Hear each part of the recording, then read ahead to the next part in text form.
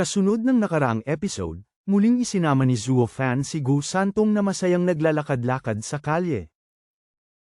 Ang tanging pagkakaiba lamang sa pagkakataong ito ay nasa tabi ng mag-ama ang babaeng yun, na nagmumukhang isang masayang pamilya silang tatlo, na mukhang napakaduda-duda. Siyempre, hindi nagpapasyal si Zuo Fan ng isang magandang dilag dahil lamang sa paglilibang. Ang kanyang tunay na layunin ay gamitin siya bilang pain upang mailabas ang nakatagong ahas. At tulad ng inaasahan, ang lahat ay ayon sa plano. Mula sa isang madilim na sulok sa kalye, may lihim na sumusunod sa kanila, na maingat na nagmamasid sa bawat kilos nilang tatlo.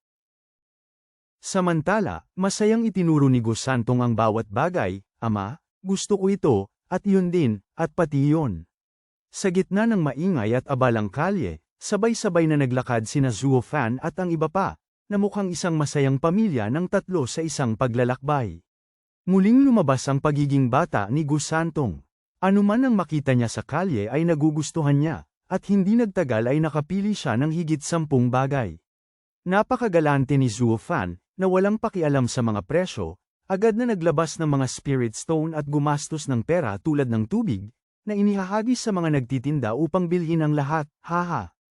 Ang mga nagtitinda, na nakatagpo ng ganoong kagalanteng customer, ay agad na natuwa ng labis, na paulit-ulit na nagpapasalamat, "Maraming salamat, iginagalang na panauhin. Maraming salamat, maraming salamat." Hawak ni Gu Santong ang isang bante ng mga bagong laruan, na nakangiti tulad ng isang namumukadkad na bulaklak na may mukhang punong-puno ng kaligayahan. Sa pagkakita sa eksenang ito, ang babae sa tabi nila ay tila nahawaan ng kagalakan ng mag-ama, kung saan ang isang ngiti ay kusaring lumabas sa gilid ng kanyang mga labi. Eksakto sa sandaling ito, narinig ang sigaw ng isang nagtitinda sa kalye mula sa unahan, "Mga gawa sa asukal na laruan dito. Mga gawa sa asukal na laruan dito." Agad na lumingon si Gu Santong para tumingin, nagliwanag ang kanyang mga mata nang makakita ng isang nagtitinda sa kalye na may dalang tulos na punong-puno ng mga larwang asukal na may iba't ibang hugis.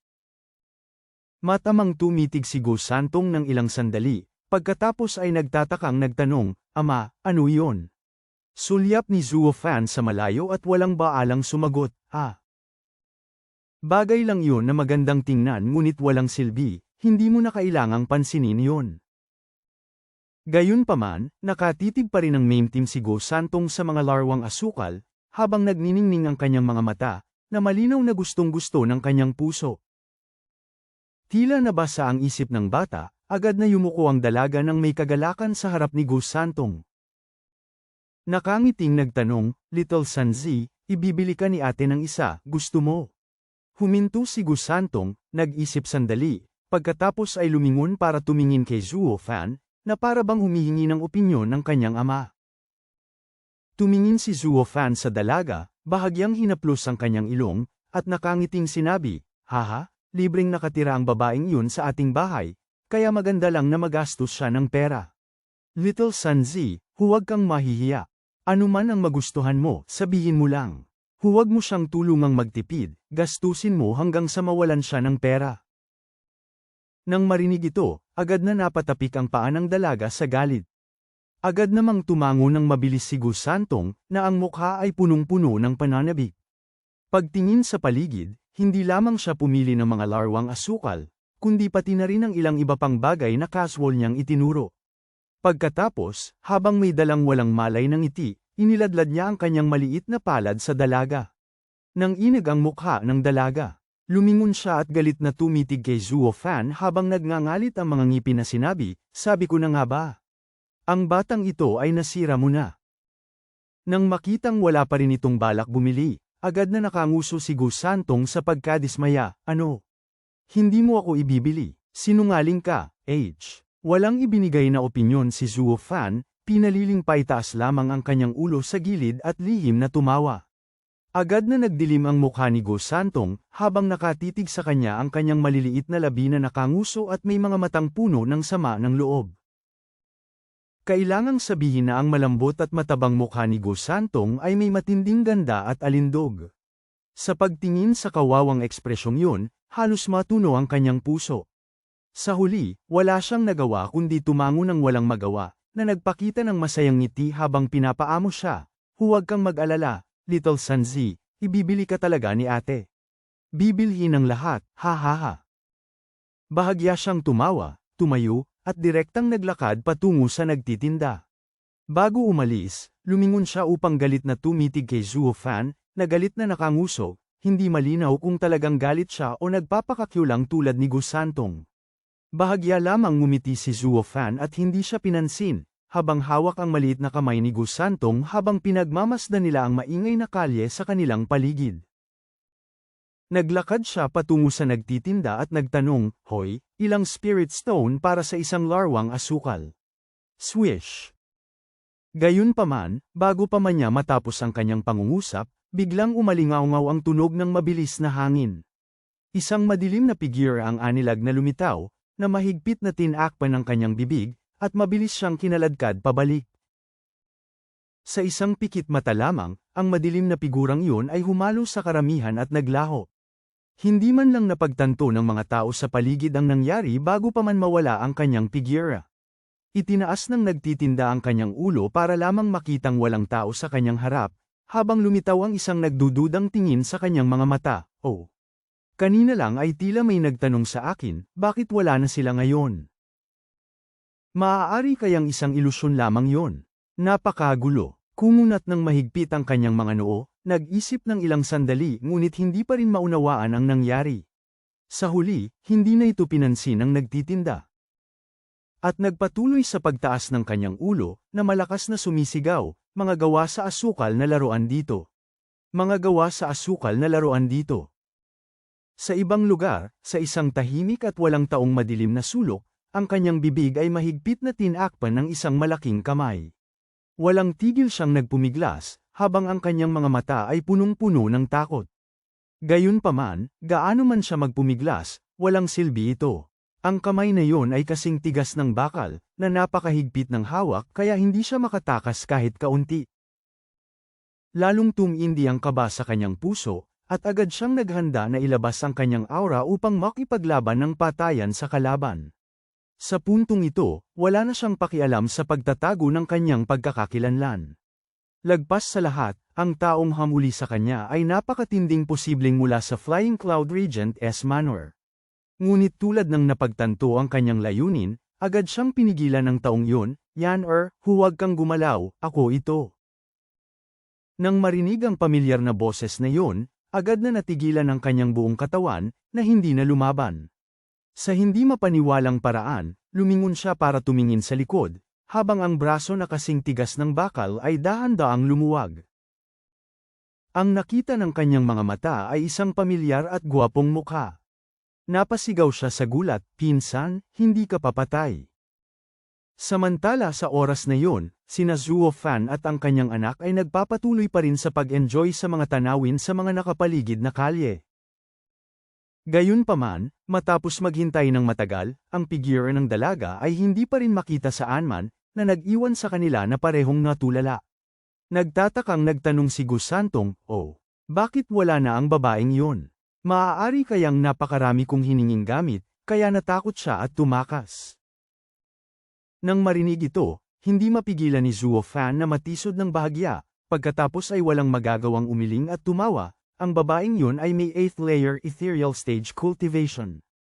Kahit sa Eastern Lands, hindi siya magiging isang ordinaryong figure. Magkanong spirit stone ba ang halaga ng mga laruan mong yan? Matatakot ba siya sa ganyan lang? Bukod doon, kung talagang gusto niyang tumakas, saan naman siya magtatago? Tumango si Gus Santong, "Tama yun." Nagpaikot-ikot siya ng higit 10 araw at maraming pinagdaanan. Sa lohikal na pagsasalita, hindi dapat siya magkaroon ng lakas ng loob na magtatakbo muli sa Flying Cloud City. Kumunat ang noo ni Gus Santong at nag-isip ng mabuti, pagkatapos ay biglang nagtanong ng may pag-aalala, nahuli kaya siya ng mga tao sa Flying Cloud Regent S. Manor. Dahan-daang umiling si Zuo Fan, ang Flying Cloud Regent S. Manor ang namamahalang puwersa rito.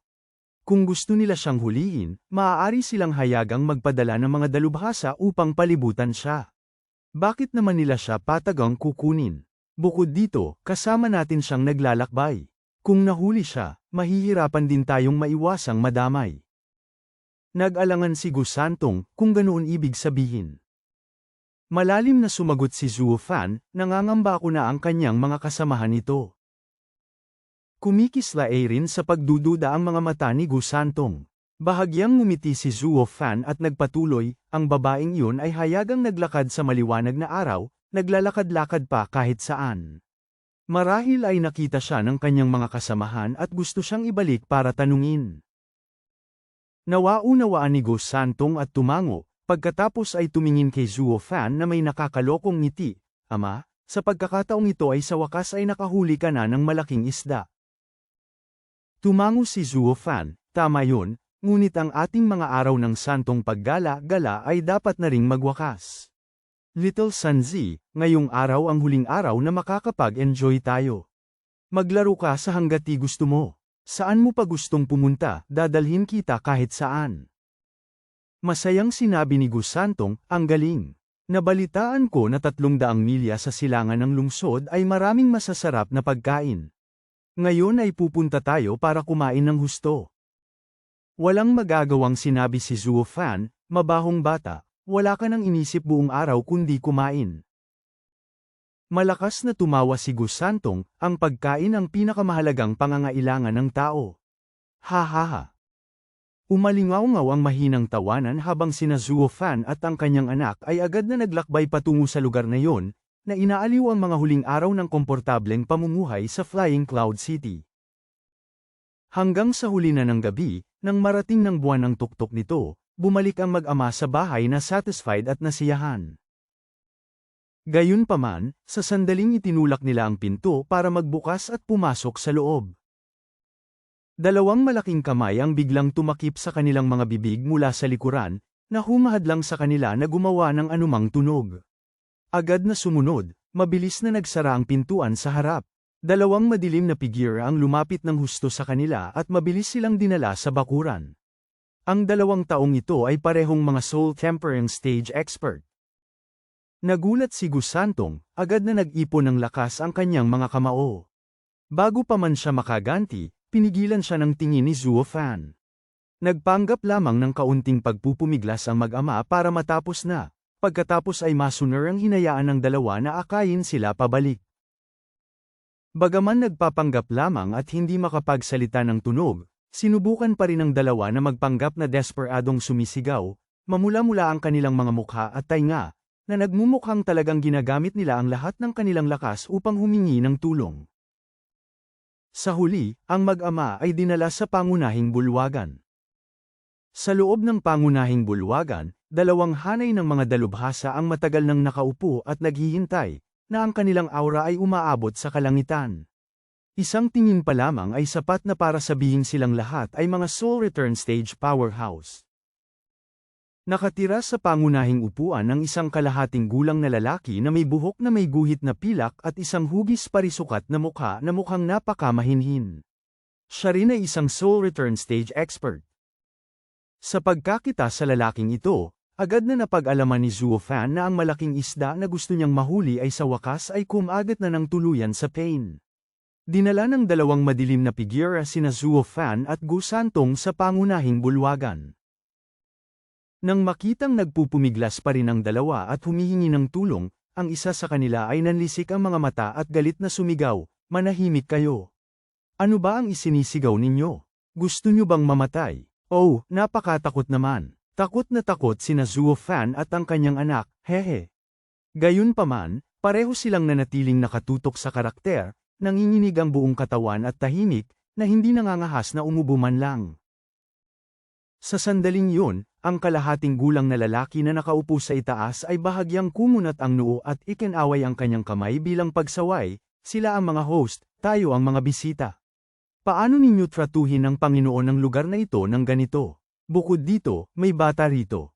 Mabilis ninyo silang pakawalan, kundi ano na lang ang iisipin ng iba sa ating kilalang Southern Mist Clan." Agad na yumuko ang dalawa at sumagot, "Opo, Patriarka." Pagkatapos ay mabilis nilang binitawan sina Zuo Fan at ang kanyang anak, habang yumuyuko sa kanilang pag-atres. Bahagyang ngumiti ang kalahating gulang na lalaki. Tumingin kay Zuo Fan, magsalita na sana siya nang maglagay si Zuo Fan ng isang mukhang naapektuhan at mabilis na sumigaw, iginagalang na mga ginoo, siguradong nagkamali kayo ng hinahanap na tao. Kamakailan lamang ako dumating dito mula sa Western Lands at ganap na hindi kakilala ang dating may-ari ng bahay na ito. Kung naparito kayo para maghiganti, pakiusap huwag ninyo akong hanapin, wala akong kasalanan. Bahagyang tumawa ang kalahating gulang na lalaki at kalmadong sinabi, "Haha, batang kapatid, siguradong nagkamali ka ng pagkakaintindi. Hindi kami naparito para maghiganti." Ngunit bago pa man siya makatapos, napasinghap si Zuo Fan, na nagpanggap na takot, hindi para maghiganti. "Huwag mong sabihin na balak ninyo kaming pagnakawan.